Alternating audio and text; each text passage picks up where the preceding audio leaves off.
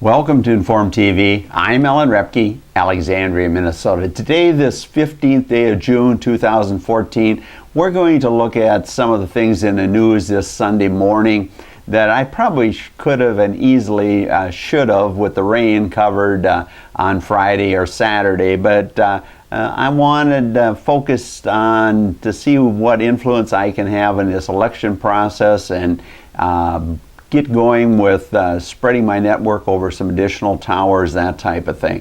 But I think on this Sunday morning, Father's Day, we need to be focusing on what is really happening in our world. And I think that the biggest thing, we should be focusing on is the fact that Muppets are running civilization today. You know, you see that commercial with these fuzzy characters in one of the car commercials, and I believe they're Muppets, but some type of toy puppet, and that's basically what is running our world today. And there's no question President Obama is the head Muppet, and the people in the front seat, the back seat, whatever, you can put Boehner there, you can put McConnell there, you can put Pelosi there, you can put Reid there, you can put Cantor that just got beat there, just a slew, or you can put some of the leaders from Europe. It all comes down to the Muppets are in charge.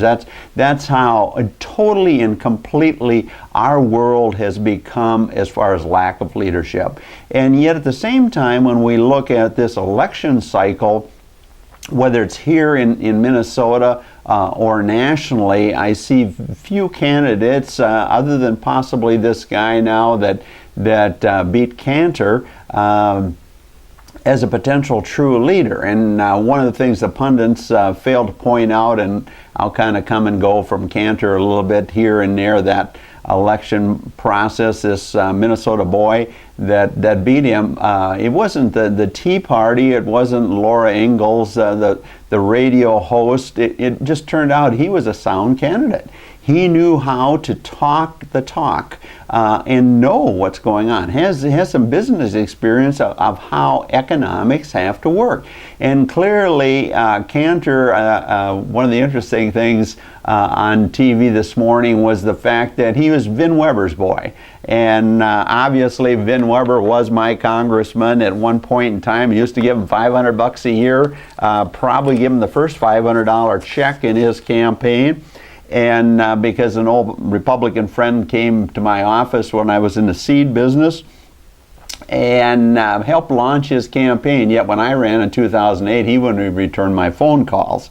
And it just shows Cantor is a prime example of a DC that has lost touch with the reality of what's going on in our own districts, what's going on in the nation, and especially what's going on in our world. On Sunday morning TV, we had Michael Rogers, I believe his name is. Anyway, the heads the Intelligence Committee, and now he's going to step down and become a radio talk show jock. And yet he was giving positions on what was going on in Iraq right now, as just thinking like, when he announced that he was going to become a radio jock, why didn't the Republicans say he's out of position, just like Cantor is going to be out by the 31st of July? It just shows a constant, whether it's Republicans or Democrats, people, we have no one in charge to see what is needed to get something done. And, you know, I've talked here at length about the fact that the only way civilization, only way our democracy can start functioning again in our society here in the United States and in Minnesota is the fact that we have to modernize the system. The House at 435 people is totally unmanageable. That means there's 200 and some Republicans that splinter groups off. If we would drop it back to 200, like I've said, is essential.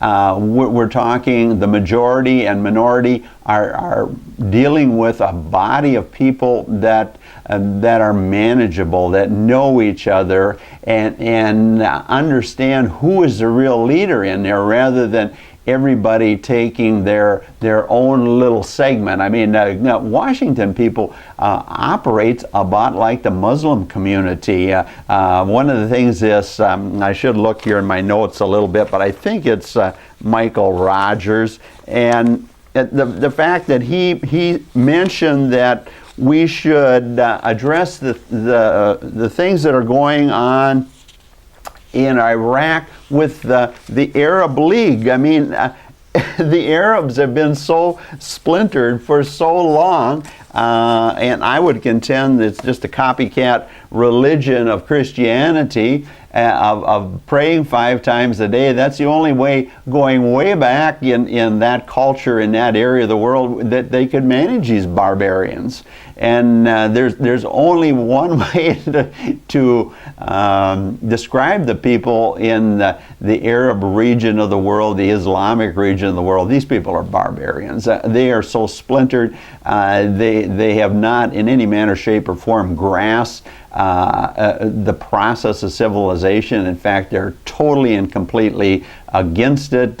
When we look at what's going on over there, one of the driving forces that was mentioned a number of times the last few days is as some of their people from Europe have come back to organize, possibly some of the people from United States, and when we talk about the United States, we're probably the 2 biggest concentrations of Islam. Well, first and foremost, Detroit, that disastrous city, and then the other is here, of course, in the Twin Cities. Minneapolis has an incredible population. I mean, we're talking tens of thousands of Islamic people.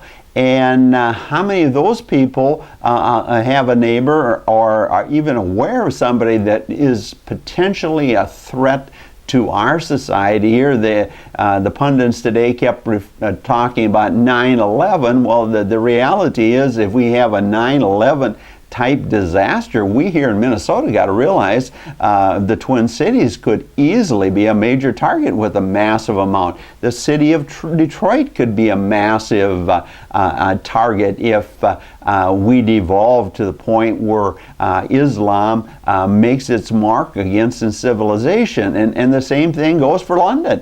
They have a big population of Islamic people in this whole process. You know, the French have had the Morocco things for years. I mean, we are in a situation, people, where the Muppets are leading. We have a president that is so out of touch because why? He had no background to be president of the United States. Plain and simple, just a great orator, and we've talked that here. And the other thing, old man Bush jumped out of the plane at 90 years old, and actually I voted against old man Bush because how he handled the Iraq War when he was there. So I voted for Bill Clinton. I wouldn't dream of voting for Bill Clinton again, or Hillary, of course. But the reality is, and then I turned around and voted for his son because it looked like his son understood the mind-boggling mistake of how old man Bush handled the Iraqi war. Went in there with a very successful invasion, and I contend to this day there was a tank, kids in a tank that drove all the way around the perimeter of Baghdad, but nobody went in, and then just basically walked away from it. And then little George goes in and was going to clean up the mess, so to speak, but had absolutely no plan whatsoever. Rumsfeld wasn't his, and that damn Karl Rove. went in there without a plan. We have at West Point, these generals, whether they're whatever branch of the service, seem to have no comprehension of what you do when you invade a country to try to bring it into a democracy. And now the outcome. You know, we had Bush stating and kept his damn mouth shut. One good thing about little Bush. And the fact that history will prove my positions. Well, the truth of the matter is history is front and center right now. Both Bush presidents are alive right now, and look at the absolute disaster we have going on in Iraq right now, in the Arab world, in the Islamic world.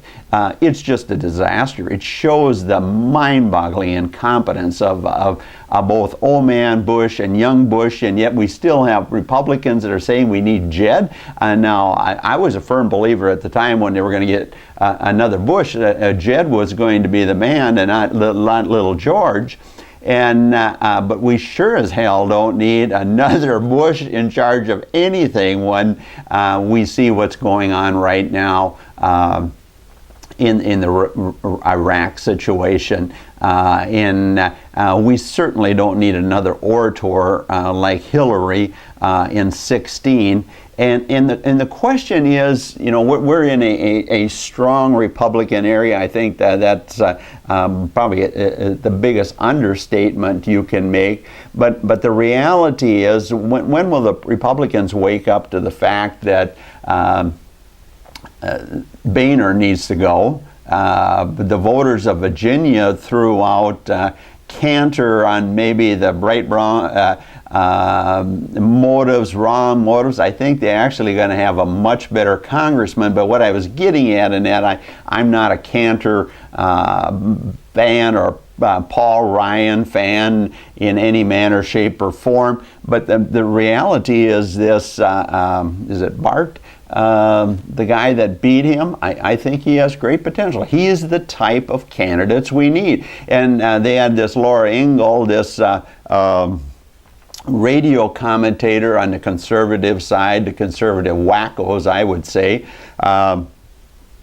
saying she was a big help. Well, a talk radio person, if they're really helped, they raise money. This guy only had like 150,000 or 170, I guess it was.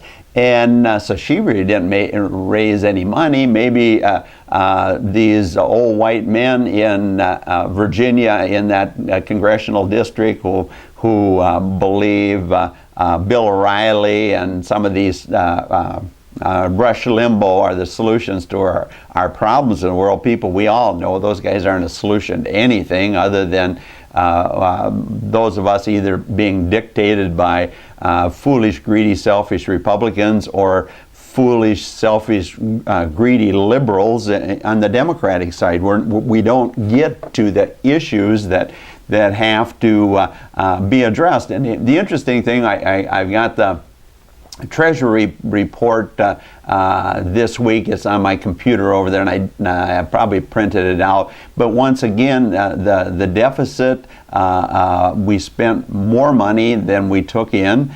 And one of the things that they talked about Cantor was the fact that he voted to raise the debt ceiling. People, nobody voted to raise the debt ceiling. They simply suspended it.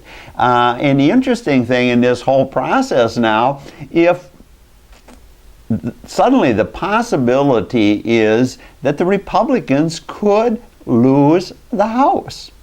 And just think of that. If they lose the House and have three bodies of Democrats, suddenly, I believe it's not till September 2015, if they wanted to spend another $2 trillion and raise the debt amount, not ceiling, the debt amount by September of 15 to $20 trillion or even $21 trillion, people, they can do it. And the Republicans in the House allowed that to happen. You know, I'm not a Cruz fan there from Texas in any manner, shape, or form, but some of his economics and his positions, I would agree with way more than and some of the status quo Republicans or even status quo Tea Partiers.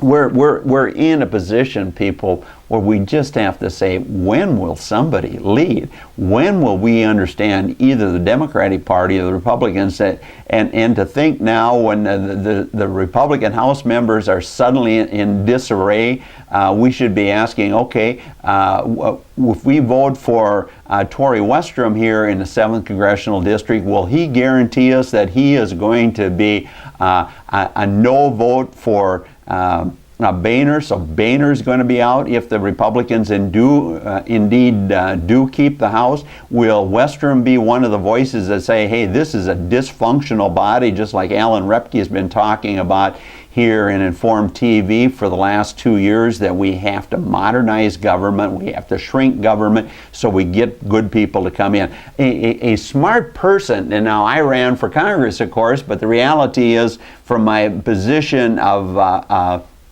the outside, and almost won in 2008, and would have made Colin Peterson's life incredibly tough in 2008, and probably would have beat him if I could have got the press coverage, of course. But we have to look at leaders. We have to look. Are you going to look at a Tillerson type? That really has some background in economics, background in dealing with the world. And when we say the world, what do we look at, people? I mean, I'm sure people know, where is this Repke coming from?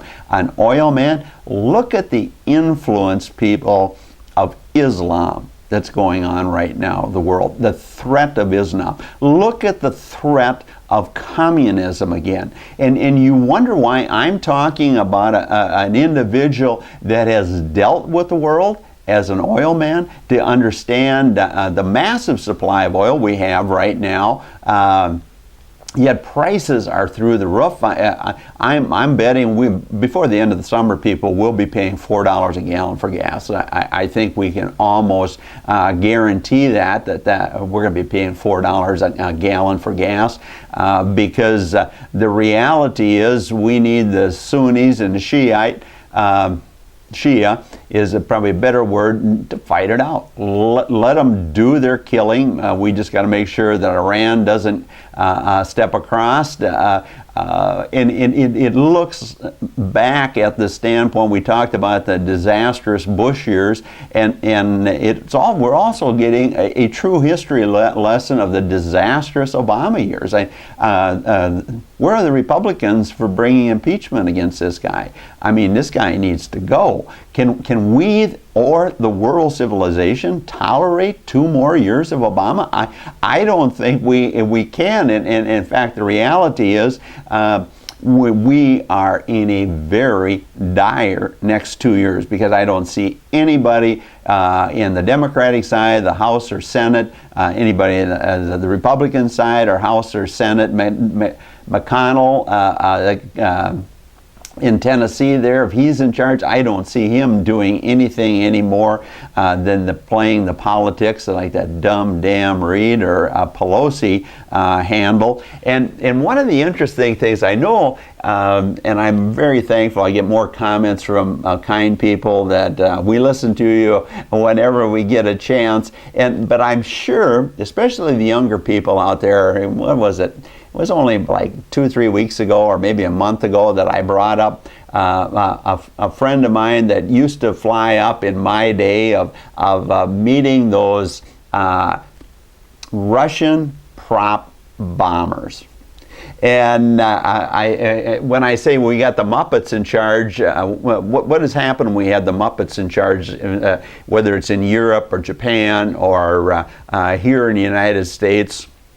What did we find out this week? And it was played down. I think it is so outrageous that it was played down as just a military exercise. You know, our dumb damn President Obama called Putin a regional power.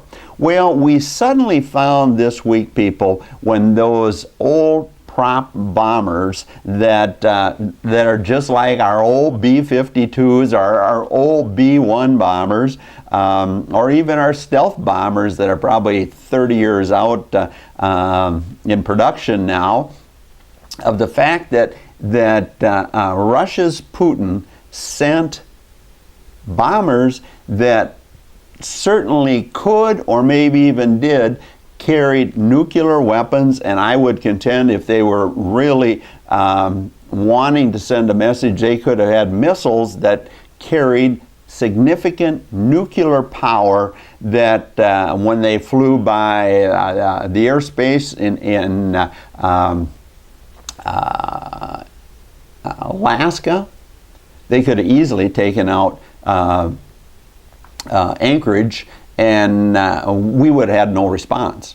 At least when I say response, would we have been in a position to defend ourselves? Of course not. And now I did not follow and look at so many things as far as where did they turn back 50 miles out, but obviously they were on the west coast of the lower 48 here, and our fighter jets scrambled and met them just like my friend did back in, I suppose, the 70s, late 70s, 80s, and maybe even 70s and 80s, when he used to meet them, fly right up to wingtip, and if they got a little close, he rolled, and he was right behind them, and he could either shot him down with a machine gun fire, he told me, or a missile, just kaboom, back off enough with a missile so you don't eat tin, as they say, but or aluminum. But the reality, people, just think of that. This past week, we had Russian bombers. I don't remember if there was one or two, but I would contend if those were hostile, here's what could have happened. They could have dropped a cruise nuclear missile and taken out LA, San Francisco, and Seattle. And people, it had been over with before they could even got the president's attention. That's the kind of world we're living in, but nobody in Washington, especially the president, especially the G7, seem to have any grasp on that. And they don't seem to have any grasp on the mind-boggling threat of Islam to world civilization. They don't seem to have any grasp on the reality of communism is back. Communism is back with a profit motive, but they still have a dictatorial motive, plain and simple. And when we're seeing that in China, people, on a daily basis, some of the things that are going on in China. We definitely saw it in Russia after the Olympics, and what we saw in trying to take over the country in the south. I'm blank on the name. I can see the writing, but I can't pronounce it right offhand. But you know what I'm saying. And yet we haven't did anything. When I say we, the NATO nations haven't did anything to put some nuclear threat back on the table with the same short fuse, so to speak, of what his bombers showed us this week when they were flying for us. So when you listen to Informed TV, we're talking about things that we sense coming. I want to mention that. If I got to tell you, when I heard our president call Putin and Russia a regional leader or a regional nation, I thought, how stupid is this president? How mind-bogglingly dumb. And does he even have people dumber than Rumsfeld and Karl Rove around him? We have to say yes. Living in our Muppet world. The other thing that was dominated in the news and this Republican deal was immigration. And they're not addressing immigration on a realistic manner, shape, or form. I've had a lot of Latino friends. I grew up in the beat business. Those migrant girls used to change my diapers, as they say, and I worked with those people for years. Wonderful people. My family was close to them, and back in the 50s, 60s, some of those Latino families, their kids went on to college. They used some of the beat hoeing money. I saw how some of them prospered, and obviously others didn't. And when we talking about the immigration world, but one of the things that they were talking about, the immigration, always relate to the immigration on the Latino or immigrants relating to the presidential election. And Republicans can't seem to get this through their thick skull, that the only way we can address immigration with all the 11 million, 12 million, whatever the number is here in the United States, you have to have some form of amnesty. And the amnesty, I would say, is you need to do a cost. It's $5,000 per person. You get it cleaned up within a year, because if you don't get it cleaned up within a year, people, it becomes another election issue. And I've worked with immigrants in living this world of an outcast and a vagrant when I took on the world and lost, and got to know a lot of immigrants on a personal basis, or an incredible insight into their world.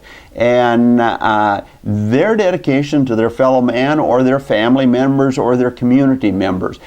There would be no problem for them to give $5,000 or even $10,000 per person. They'd work overtime. They would get it done to get their family members here. And the disastrous situation that's going on at the border right now. These people in Latin America, the narrow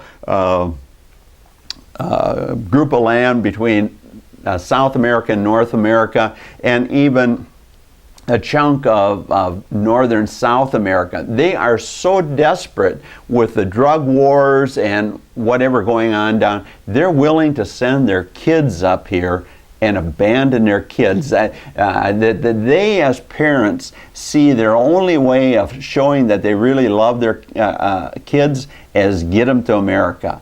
And once again, yet we got the Muppets leading in Washington. We got the Muppets leading in St. Paul that don't seem to have any grasp of what's going on. And the other thing on the immigration issue that hasn't been addressed at all, what do we see now in Iraq? And we talked about it here a little bit in the front. We need to be addressing immigration, and most of you would call it legal immigration from the Islamic world. People, we need to be shutting that off.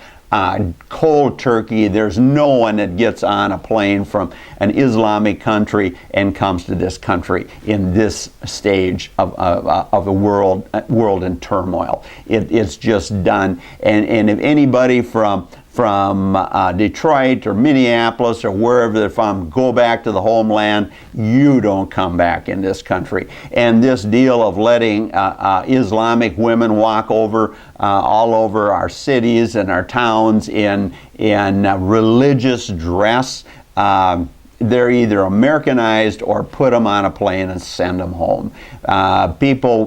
Their dress allows for guns to be hidden, bombs to be hidden. We have to wake up to the fact that a bigger threat than people coming in across the Mexican border are Islamic people coming under the headline legal or political prisoners to get them out of their country. People, we have a government going on right now that is so lack of leadership, so lack of understanding what is going on, that we are facing a mind-boggling mess. The economics are disasters here. The economics in Europe are disaster. Now suddenly we have the communists, the Russians, truly bringing back the Cold War. And at the same time, when I talked about Cuba, people got to realize the Chinese and Russians are helping to start drill oil in the Gulf. And once again, one of those containers that you think is bringing in oil field resources, how do we know that's not bringing in a cruise missile just like old Khrushchev? People, that is the reality we have to start facing. I always said the minute old Castro got senile enough, we needed to take over the Gulf to make sure that the Russians, the Chinese aren't in our underbelly. And everything that went on, I've still got a ton of notes here, and maybe I'll do another piece on this, but I want you people to seriously think. And you see, the only way these kind of things are discussed in a rational manner, some long format TV here in the 7th Congressional District, North Dakota, South Dakota, Minnesota, and we will make things happen. But I have to have money for that to happen. Inform TV, Box 333, Alexandria, Minnesota, or better yet, till I get in Alan Repke, AlanRoebke. Send me a few bucks that I can get this thing going on a Fargo Tower. I'll get it going on Grand Forks. I'll get it going in the Appleton area or one of the towers in the St. Cloud area. And we will start changing things. We will see that these incompetent leaders on both sides of the political spectrum are held accountable. And if an independent regional station, suddenly I can start talking on numerous sides of the border. People, we will send some bulls to run down Pennsylvania Avenue, as well as run to the House and Senate there and start cleaning up this mess. But it only happens with modernization of an outdated system that is there to do what? Serve special interest. And the old Vin Webbers, when they talked about Cantor being one of his right-hand man, we cannot let those money people, those greedy, selfish Wall Street people, and special interests of all kind continue to dictate policy for what? Their members' financial and political gain without looking at the big picture, the whole circle of Minnesota, the region here, the nation, and our world. Thanks for listening to Inform TV. I'm Alan Repke, Alexandria, Minnesota.